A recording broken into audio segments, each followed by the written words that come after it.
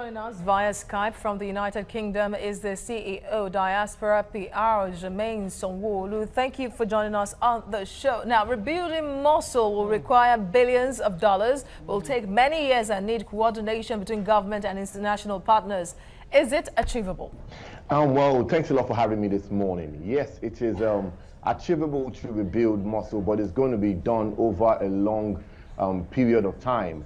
A lot of people have been displaced, a lot of buildings have been destroyed. The old city of Mosul itself has actually lost close to 5,000 buildings, and generally citywide, especially in the western region, over 10,000 buildings have been destroyed, and these are just from satellite imagery. So you can imagine the devastation that has been on ground in a city that was plagued by a lot of fighting over the 9-month period, crescendoing at the on June the 9th. So it's really a really critical situation, and the global community has to come to support this watch-raven state. Would it require some kind of Marshall Plan, like some have suggested, like it was done, for Germany, when the Mutterfrauen had to actually rebuild the cities of Germany because there were no men anymore? Is a Marshall Plan required? Possibly something, a hybrid form of that would actually need to be done in Mosul. You're correct. Because, for example, like in the city of Zenjali, which is on the western part of Mosul, the UN estimates that there will be a need for like $1.2 billion to be set aside to actually rebuild that area. Up the 5 bridges that connect Mosul to the rest of Baghdad and the rest of the world has actually been destroyed too. So there's a kind of like an infrastructural deficit. The whole place is in a mess right now, and we really believe that the world has to come together. The allied forces of America, the world, which participated in getting rid of Daesh, to actually come and actually support them in this time of need. And that's the problem, because the world doesn't support Iraq that much when it comes to financial aid. So where will it get the billions of dollars required to rebuild? Oh, that's a very, very good question. This is the time whereby the oil prices have actually gone down, and Iraq is known as an oil economy, a mono economy, just like Nigeria. And right now, the price of the barrel of oil is quite low now. So the money is not really there for them to build, because they're also trying to build other parts of the country too that have been affected by the rise of ISIS. So it's actually going to be a complex one, but the global community has a moral responsibility to actually support this nation that provides the world with oil, but also in part who has been a place of refuge. Mosul was a very, very beautiful city before, a very historic one. So it needs to be brought back to its past glory.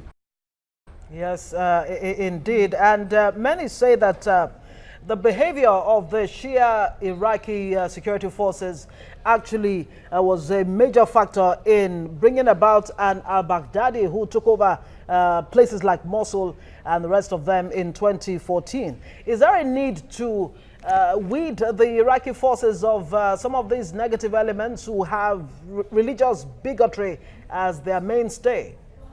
Absolutely. That has to be done, because it has been alleged that a lot of the Iraqi forces have actually committed a lot of offenses, they did a lot of bad things, let's just put it that way, to people, inhabitants of Mosul, because most of the Iraqi forces are actually Shiites, and those that live in Mosul are actually Sunnis, and Mosul was actually the heartbeat, the place where Daesh was actually formed in Iraq, and that's where they spread around the world. So it is important that they have to have a reorientation of the armed forces, or they have to have a different set of people that will actually go there to actually man the ground, because people don't trust them. They are close to, it's alleged that they are close to like 200 families already which have been tagged as ISIS by the Iraqi forces. So they are held in detention camps, and right now they are still being treated badly. So there has to be a change in the mentality and change in approach towards dealing with people who were suspected to be ISIS members, but now are now reformed, and all they want is just peace and for their homes to be restored. Remember, there are close to 1 million people who are still in camps right now, and they would rather stay in camps than come back to Mosul. And if past lessons are anything to go by, it seems that the reconstruction process could even be hampered in so many ways than one. There is the issue of deep corruption over there, security challenges, and even economic problems there.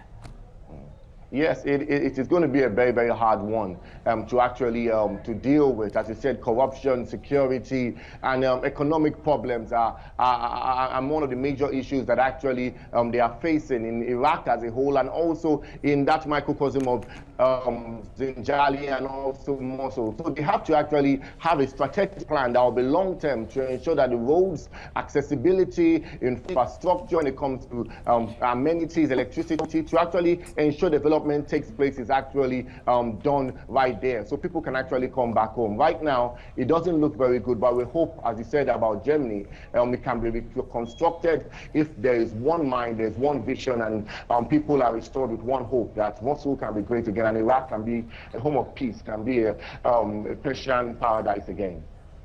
Jermaine Sanwoolu, CEO Diaspora PR, Jermaine, actually. Thank you so much for your insight. Of course, always reliable to speak with us on these issues.